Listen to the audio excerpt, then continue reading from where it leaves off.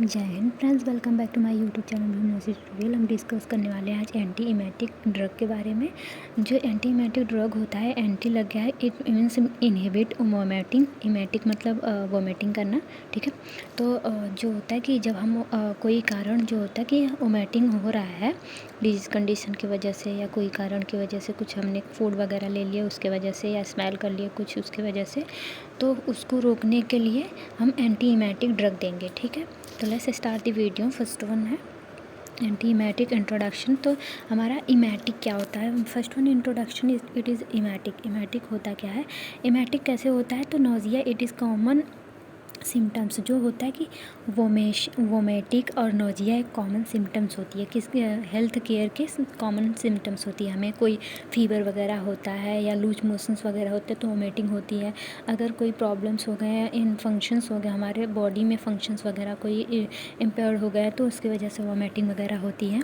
अगर कोई महिला है क्या, या बोल सकते हैं वोमेन है, प्रेग्नेंट है, तो वो प्रेगनेंसी में क्या होता है कि वोमिटिंग होती है, ठीक है। तो क्या होता है कि ये क्या होता है कि difficult for the any patient, ये जो कंडीशन साइन सिम्टम्स होती हैं वो एनी पेशेंट्स में देखने को मिलते हैं। Deals with the cause by the range for the simple as body reactions to this ingested poisonings to the complex network to impulses triggered by the motions, medicines and anesthesia and stress, pregnancies and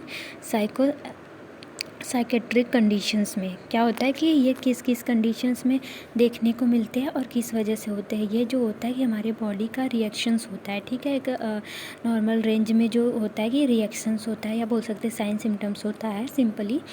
तो ये कब कब होता है? तो जब हमारे body में कुछ अदर डिजीज़ कंडीशंस वगैरह होगा तो उनमें साइन सिम्टम्स देखने को मिलेंगे। अगर जो हमारा न्यूरो ट्रांसमिशंस इम्पेयरमेंट हो गया है, नेटवर्क इम्पेयरमेंट हो गया है, तो इम्पल्सेस ट्रिगर हो रहे हैं, तो उसमें क्या होता है कि जैसे कि हमारा इम्पल्सेस कोई गंदा स्मेल कर लिया है हमने, तो हमारा इम्पल्सेस, नर्व इम्पल्सेस क्या होता है कि वोमिट कराने में नौजिया वगैरह स्टार्ट हो जाते हैं। तो उसकी वजह से क्या होता है कि इम्पल्सेस ट्रिगर्ड हुए हैं तो उसकी वजह से वोमिटिंग हो सकती है। मेडिसिन्स वगैरह हम ले रहे हैं, हमें मेडिसिन थोड़ी कड़वी लगती है तो उसकी वजह से भी वो नौजिया वगैरह होता है। अनेस्थेसिया के साइन सिम्टम्स, या बोल सकते हैं अनेस्थेसिया जो होता है कि उसकी वजह से क्या होता है वोमिटिंग वगैरह होती है। अगर सर्जरी वगैरह हुआ है तो क्या होता है कि उसमें नोजिया वोमिटिंग देखने को मिलता है। लेकिन सर्जरी के बाद क्या होता है कि हम एंटी इमेटिक ड्रग प्रिस्क्राइब्ड करते हैं, जो फिजिशियंस होते हैं वो प्रिस्क्राइब करते हैं, ताकि जो होता है कि जब इमेटिक होती है या जब वोमिटिंग होती है, जो स्टमक में एंड अदर फंक्शंस में क्या होता है प्रेशर पड़ता है, तो उसकी वजह से जो भी सर्जरी वगैरह हुई है उसमें प्रॉब्लम्स हो सकती हैं। तो क्या होता है कि उसमें एंटी इमेटिक ड्रग दिए जाते हैं, ठीक है। आपको समझ में आ गया इमेटिक क्या होता है कि एंटी इमेटिक किस में यूज करेंगे, ठीक है। तो लेट्स देखते हैं classification of emetic. Anti emetic drug, जो एंटी इमेटिक ड्रग, अब फिर से समझा देते हैं। एंटी इमेटिक जब हमें वोमिटिंग होती है उसको रोकने के लिए एंटी इमेटिक ड्रग को दिए जाते हैं। एंटी लग गया तो इमेटिक को, मतलब कोई भी किसी के आगे, कोई ड्रग के आगे एंटी लग गया तो उसको इनहिबिट कर रहा है, ठीक है। एंटी इमेटिक ड्रग इसमें यूज होता है, ठीक है। इसका क्लासिफिकेशन देख लेते हैं। तो फर्स्ट वन है प्रोकाइनेटिक एजेंट। क्लासिफिकेशंस में इसके क्लासिफिकेशन होते हैं, उसमें कौन कौन से ड्रग्स आते हैं उसको देखेंगे। तो फर्स्ट वन है प्रोकाइनेटिक एजेंट। प्रोकाइनेटिक एजेंट में ये ड्रग देंगे तो इसमें आता है मेटा क्लोरोप्रामाइन और डोमपेरिडोन, ठीक है। ये इमेटिक को रोकने में हेल्प करता है। अभी इसका जो mechanism of action, in drug का मैकेनिज्म ऑफ एक्शन होता है कि ब्लॉकिंग बाय डोपामिन। अब हमने उस इमेटिक वाले में थोड़ा सा गलत बता दिया है, तो उसमें थोड़ा सा करेक्शन कर लीजिएगा।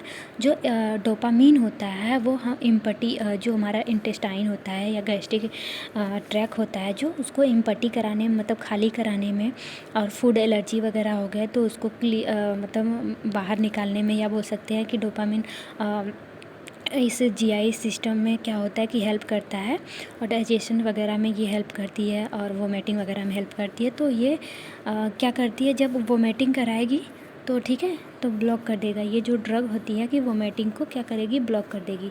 या कोई फर्जन पार्टिकल्स वगैरह आ गए, जैसे कि हो गया कि जब फर्टिलाइजेशन होते हैं तो वो डोपामिन इंक्रीज होता है, इसकी वजह से क्या होता है कि वोमिटिंग होती है। ठीक है, नेक्स्ट देख लेते हैं हम। और इमेटिंग वाले में क्या हुआ था कि जो डोपामिन होता है उसको एक्टिवेट कर रहा था। ठीक है, इसमें क्या करेगा, ब्लॉक करेगा। उसमें एगोनिस्ट था, इसमें एंटागोनिस्ट थे।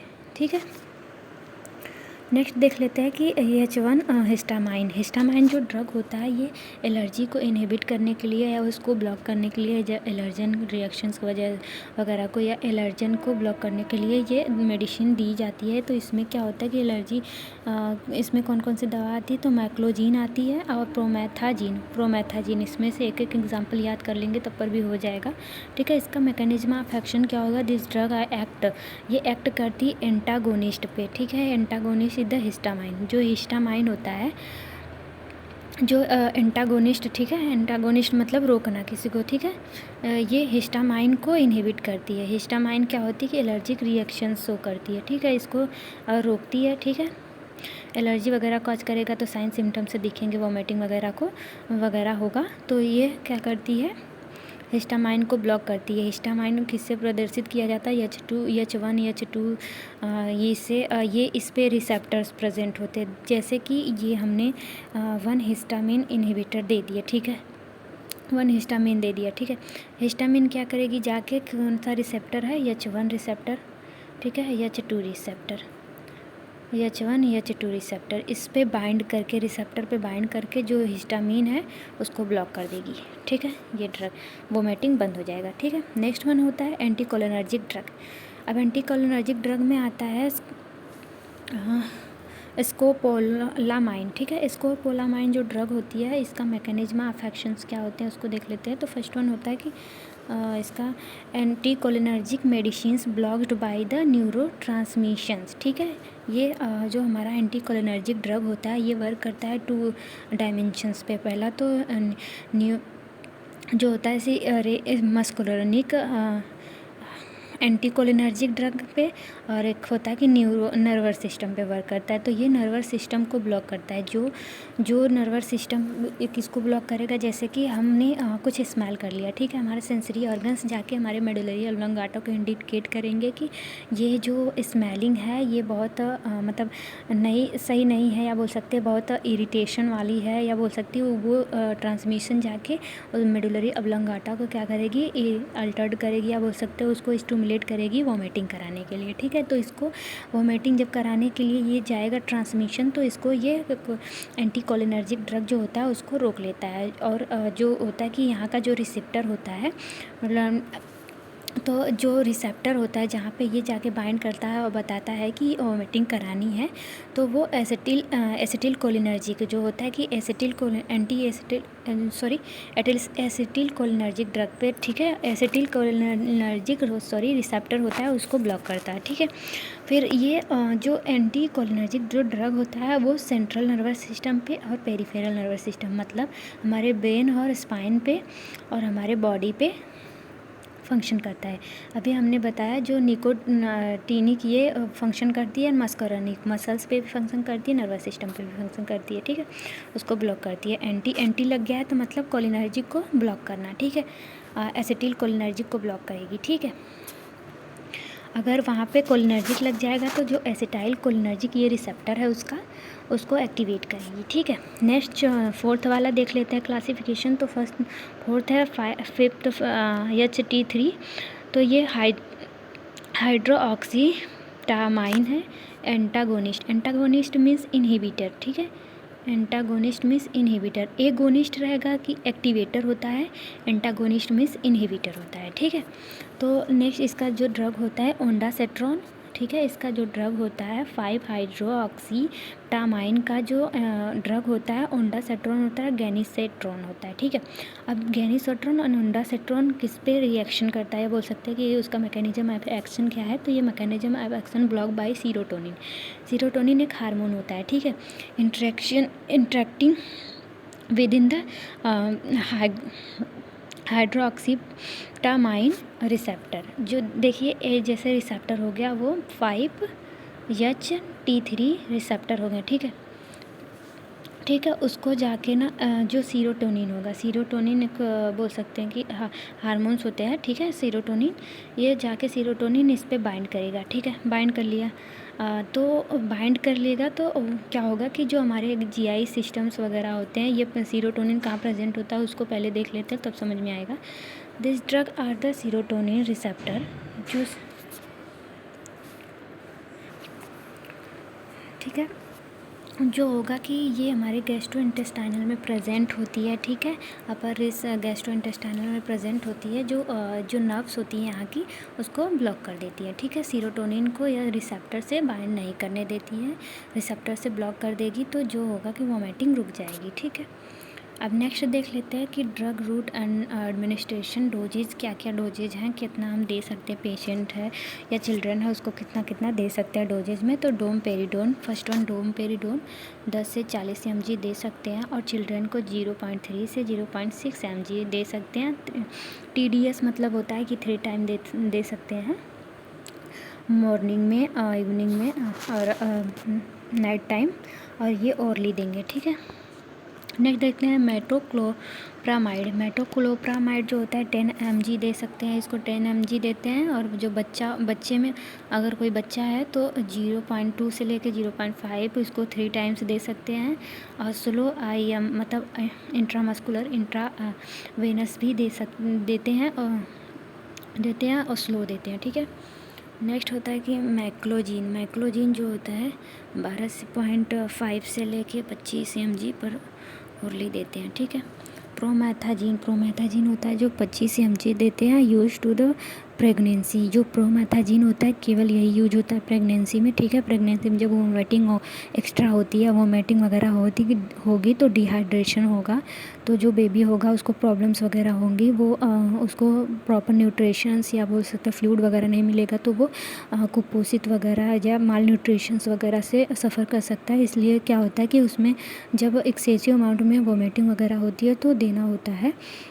तो प्रोमेथाजीन देते हैं प्रेगनेंसी में 25 mg। स्कोपोलामाइन जो होता है 0.2 से लेके 0.4 mg ओरली देते हैं, ml में, ml में नहीं है, IM है, और इंट्रामसल्स देते हैं। और सेकेंड वन होता है हमारा ओंडासेट्रॉन 2 से लेके 24 क्या होता है कि mg in on 2 divided dose, मतलब ये तो जो डोज लेंगे वो डिवाइडेड 2 डोज में लेंगे, मतलब इकट्ठे नहीं लेंगे, 2 टाइम लेंगे, ठीक है। और नेक्स्ट देख लेते हैं हम, नेक्स्ट है कंट्रा इंडिकेशन है। क्या क्या इंडिकेशंस पहले देखते हैं। तो इंडिकेशन हम किस किस कंडीशंस में जो वोमिटिंग्स वगैरह हो रही हैं तो दे सकते हैं। अगर हम सफ़र वगैरह कर रहे हैं, मोशन सिकनेस वगैरह हो रहा है, सफ़र कर रहे हैं, तो वहाँ पे नोजिया वगैरह होती हैं किसी को, और चक्कर वगैरह आने लगते हैं, तो उसमें वोमिटिंग की ये ड्रग दे सकती हैं, ठीक। पोस्ट ऑपरेटिव, अगर ऑपरेशन हो गया है किसी का, मतलब और उसके बाद क्या होता है कि वोमिटिंग वगैरह हो रहा है, मतलब होता ही है, ठीक है। तो उसमें क्या होता है कि ऑपरेशंस वगैरह हुए हैं, वोमिटिंग की ड्रग दी जाती है, और विथ जो गैस वगैरह की दवा है उसके साथ दी जाती है, ताकि जो होता है कि जो भी ऊंड वगैरह है उस पर प्रेशर वगैरह ना पड़े। वोमिटिंग होती है तो पूरे स्टमक जो होता है कि वो क्लम्पिंग करने लगता है, तो उस पर प्रेशर ना पड़े, ठीक है, इसलिए दिया जाता है पोस्ट ऑपरेटिव में, ठीक है। कीमोथेरेपी जैसे कि हम फॉर द एग्जांपल जैसे कि रेडिएशन थेरेपी एंड कीमोथेरेपी देते हैं हम कैंसर्स में ना, रेडिएशन के थ्रू देते हैं सेल को किल करने के लिए। कीमोथेरेपी मतलब जैसे कि हम फ्लूइड के थ्रू या मेडिसिन्स वगैरह दे रहे हैं, तो उस मेडिसिन्स वगैरह को लेने की वजह से थोड़ा क्या होता है कि नोजिया वोमिटिंग फीलिंग होती है, नोजिया होने लगता है, तो उसमें ये ड्रग दे सकते हैं, ठीक है, ये ड्रग देते हैं, ठीक है। रेडिएशंस जैसे कि हम सफ़र किए हैं या बोल सकते हैं रेडिएशंस वगैरह लगे एक्सप्लोज हो जा रहे हैं, तो उसमें नोजिया वोमिटिंग हो रही तो उसमें दे सकते हैं।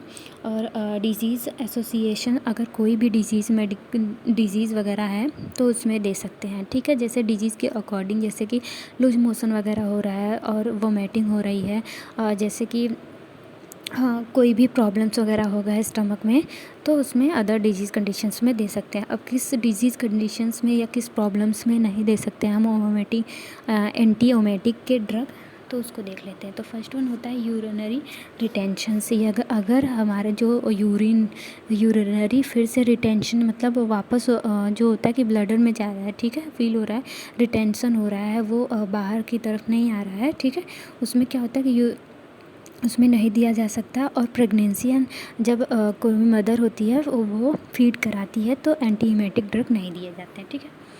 अब नेक्स्ट है कि मेडिकल कंडीशंस कोई मेडिकल कंडीशंस है जैसे हार्ट डिजीज़ हो गया, अपर रेस्पिरेटरी डिजीज़ हो गया, उसमें नहीं देंगे, क्योंकि वो देंगे तो एंटी हीमेटिक ड्रग जो होता है कि वो उसमें जो होता है कि प्रॉब्लम कॉज करता है, ठीक है।